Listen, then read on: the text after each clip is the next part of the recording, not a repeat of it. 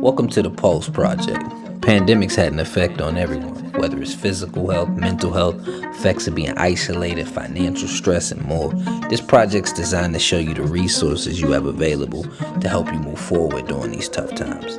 Welcome to the Pulse Project. It's been brought to you by Bank, Community Development Partnership, and Witted Media.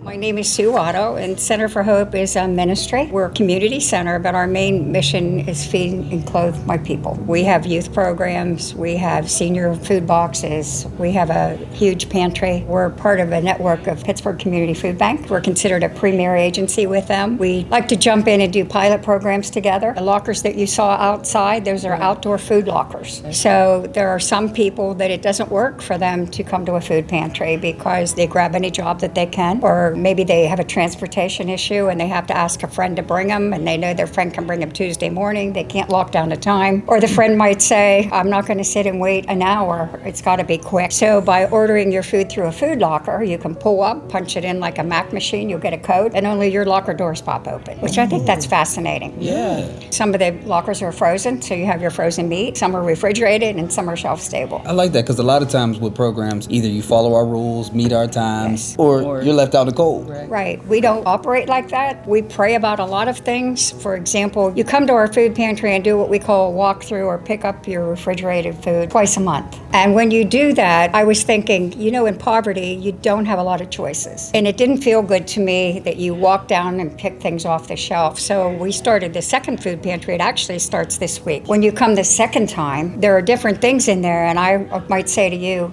your family, based on your family size, why don't you go through and pick 20 items you need off the shelf? Doesn't that make more sense? Yeah. Right. Like you might think what you're going to have for dinner tonight, boy, I could really use cream of mushroom soup, or I could use cooking oil. So instead of us saying what you pick, you look at the whole thing and you decide which items you want. So I'm testing that out this month, and I think it's going to be successful because, again, I think people in poverty don't have enough choices. When we do our bread ministry, for example, we put all the bread out and we tell you how many bread items you can take and how many dessert. Well, I don't want to tell you have to take donuts if you'd rather have sweet rolls. Right. I mean, it's more respect for the client, I think, to give them more choices. So we're trying to do that more and more in all of our programs. So how does it work? Do you have to meet a certain criteria, or how can you take advantage of the benefits of Center for Hope? We have government food. So basically, you look at a chart and look how much income your family has, and we decide you fit within the guideline. If you fit within the guidelines, then you can come in, shop through the regular pantry, I'll call it, or get lockers. If you don't fit within the community guidelines, we've never turned anyone away. Maybe you make more money, but you have something else going on. Maybe you have a sick child. Maybe it was a family breakup. So dad's got the kids, mom has the kids, and it's a hardship on both. So we take a look at that, and we're still able to feed you out of our donated food. So we've never turned anyone away.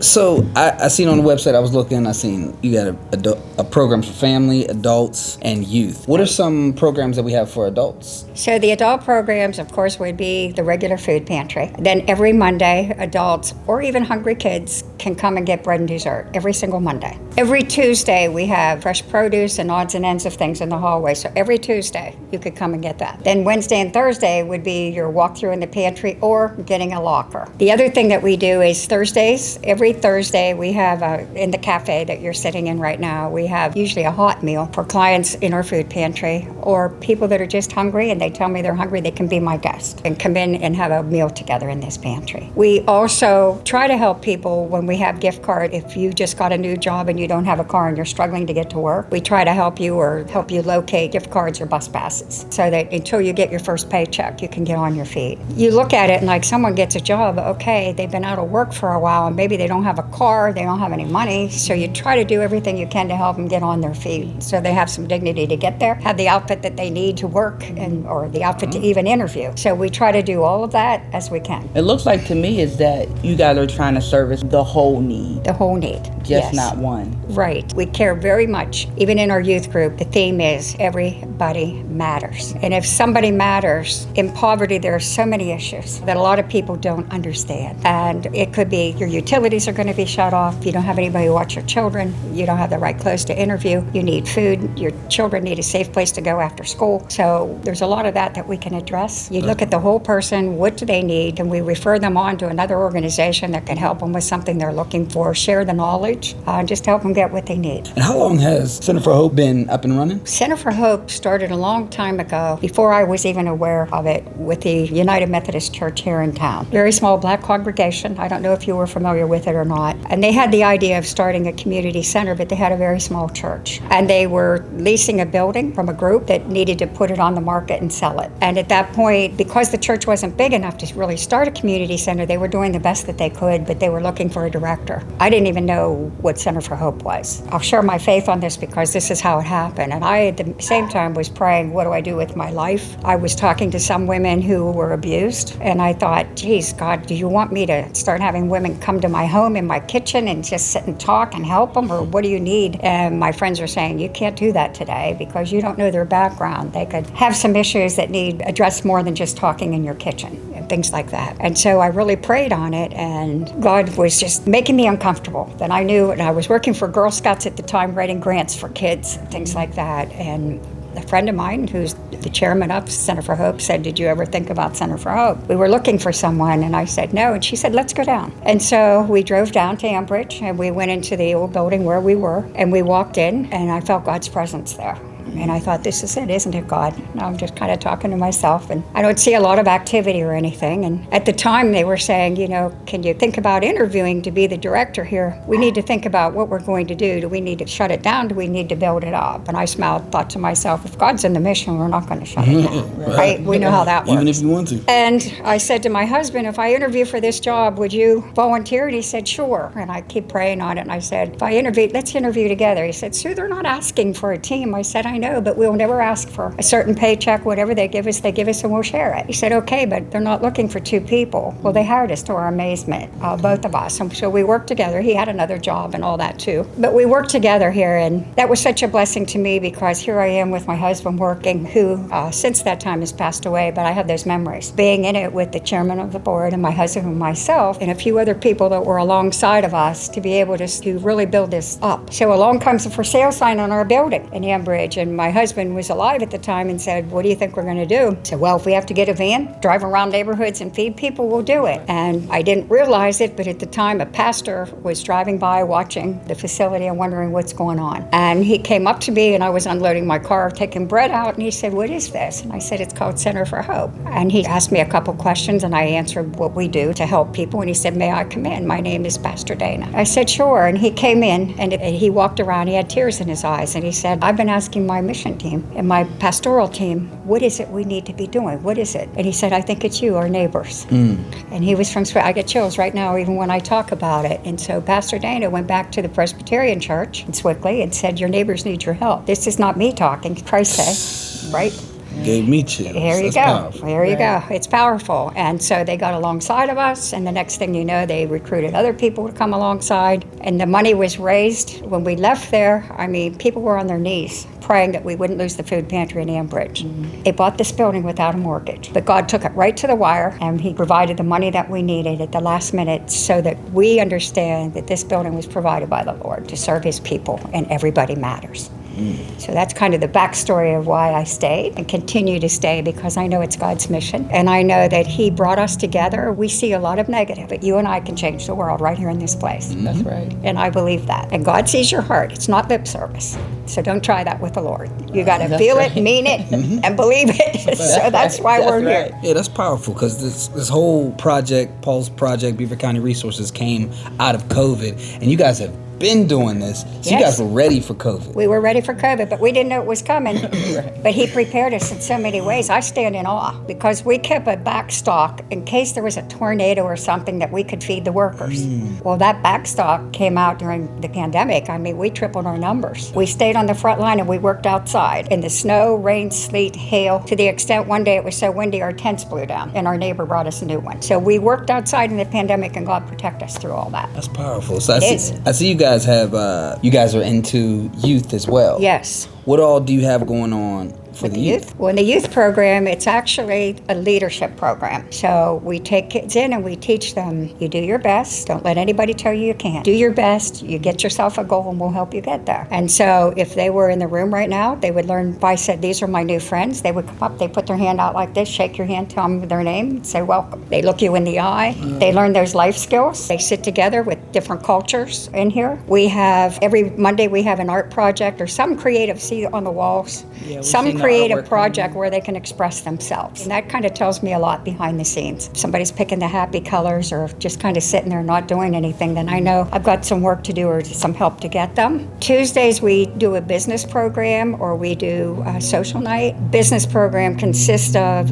if you're in the youth group and you sign up to have your own company. Now you might be 6 years old, but you're still going to have your own company. Right. It's about confidence to get on the microphone. So you package your product, you develop a pitch, we call it, your business speech, and you get ready to go to Shark Tank. So we have our own Shark Tank here, and they get on the microphone, and it's not about the product. The kids think it is, but it's about having the guts to get up on the microphone and speak to a group of people. And you invite your whole family and friends to come that night, and you deliver your speech, and then afterward there's a reception in the kitchen that you saw, and we celebrate the fact that they got up and they did it.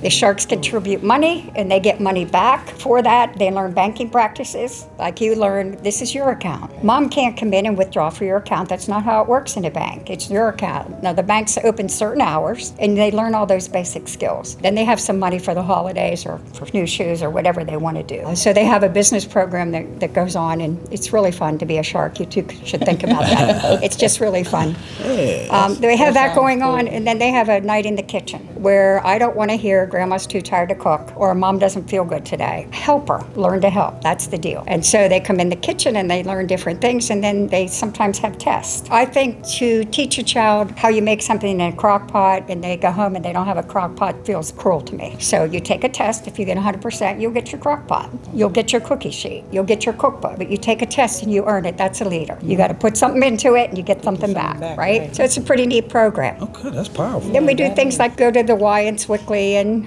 we have a few field trips, and we'll have summer camps and summer lunches free and all that. Everything here is free, but we ask respect back, no bullying. That's just not acceptable. So we're a little bit strict, but we prepare them for life a little bit. So I tell them, I want to see you running for political office. I want to see doctors and nurses. I want you to have the goal when you go do it. We have a scholarship fund for kids too. You guys got a lot going on. We do have a lot going on. Definitely. If you guys ever need anything in terms of the art or the entrepreneurship, I'm part of a group called Genesis Collective. We're always doing stuff with the kids. You probably have heard of them. Yeah. We did 3E last summer, where it was a bunch of kids from all over Beaver County who did art, and they sold their art at the mall. There's a lot of entrepreneurial stuff going on that I have with a few podcasters as well. If you guys ever need, I would love that. People to speak to the kids, talk to the kids. I do podcasting with the kids. Anything that you need that to would be influence perfect. the kids. That would be perfect, because you two are a perfect example. You're young, you're creative, and you're doing it. And we want kids to meet other people doing those things. Of all generations, of all cultures. That's the real world. They're very respectful kids. The last group that I had, when we talk and I say, will you be prejudiced because I'm older? And they look at me like, wow. We don't say older, Miss Sue, we say wiser. That's right. I love it. I love it, right? So we learn a lot working together. Like I say, we try to take down barriers. In our youth group, for example, I want to say we have 17 Latino, 14 Black, and the rest white out of 41. That's the group that needs it. And we need to work together and become friends and take down barriers. We have family nights where they all come out. Now, some of them do not speak English. That's taken down a barrier, because some speak Spanish, we play bingo in English and Spanish. It's so much fun. We can have fun and celebrate our differences. That's right. We might not speak the language, but we can communicate okay. You're going to know I care by the look in my eyes, and I'm going to know you're really trying. So, yeah, it's a lot of fun. We do a lot of interesting things there. And I will take you up on that offer. I will not forget that. Are there any other resources or things that you would like the community to know that they could take advantage of that we haven't talked about? The latest thing, as you probably know, we had a fire in Ambridge over the last couple of days. Yeah, we did not. And we want people to know, and I put on Facebook and get the message out there to have the family call, because when there are emergencies like that, because we on staff volunteer, we're a Salvation Army unit also. So we want to help that family get what they need, replace some of the things and put the word out on what they need and work together. And we want to be mindful to all of us, those listening to this and those involved in it, that there were two young men, two young Black boys. I don't know if you heard about it or not. They heard a grandmother screaming, and they went over and they caught kids jumping out the windows. Those kids are heroes. heroes. I wish you would interview them. Is that fascinating? They didn't have to do that. Yeah. That's right. They did not have to do that. So we need to recognize people when they do good things. We hear so much negative that we want to, when we see positive things, we really want to help with that. But we help with things like that. Sometimes there'll be water shutoffs in the community. Salvation Army tries to reach out for that. We have emergency food services. Of course, we have that youth group 3 days a week. We have a summer camp for kids because we know that parents are working in the summer sometimes and we want the kids to be safe. So we'll have 9 or 10 weeks of camp in the summer where they get a free lunch, and we have art camps and game days and all kinds of fun things going on to keep them safe and keep them active and make it fun. We have a clothes closet upstairs. We have a collaboration with Robert Morris nursing students so that people see some nurses around. They can ask questions, flu shots, COVID shots, all kinds of things that maybe you didn't want to ask the doctor,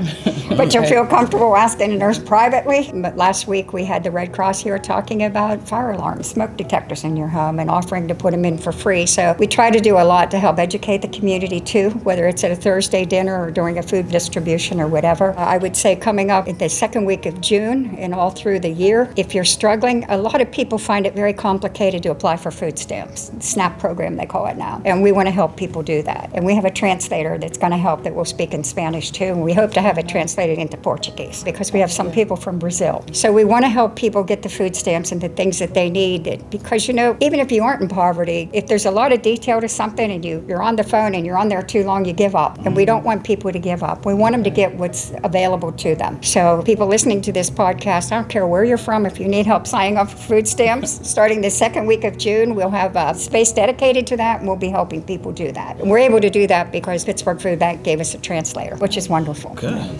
That's great. We thank you for the work that you're doing here in the community. Like, this is powerful. You guys have done a lot more than I wish you guys had more online, because as I'm doing research, I can't find much. But listening to you guys, you can help us do do so that. much. Yeah. Okay, Yes. we can talk about that. We'll Definitely talk would about love that. to help. Yes, there's a lot going on here. If you went upstairs, you're going to see Teen Cafe. There's a teen spot up there, Tuesday Teen Day, where they go up. There's a pool table up there and games. We just want them to be kids, but you're a leader. So if I walk in that room and somebody has their head down, I go, hey, what's wrong in the room? And they'll run over and ask that person to join them. Those are the teaching moments that you look for. So we have that upstairs, as well as the wellness room. Like I said, Robert Morris University. We're having talks about more things their students can do here with our kids in our community. So a lot coming up. That's great. Well, thank you for having us. You're welcome. Yes. Nice meeting both of you. Nice meeting. Thank you. Thank you. It was nice. Thank you. Cool.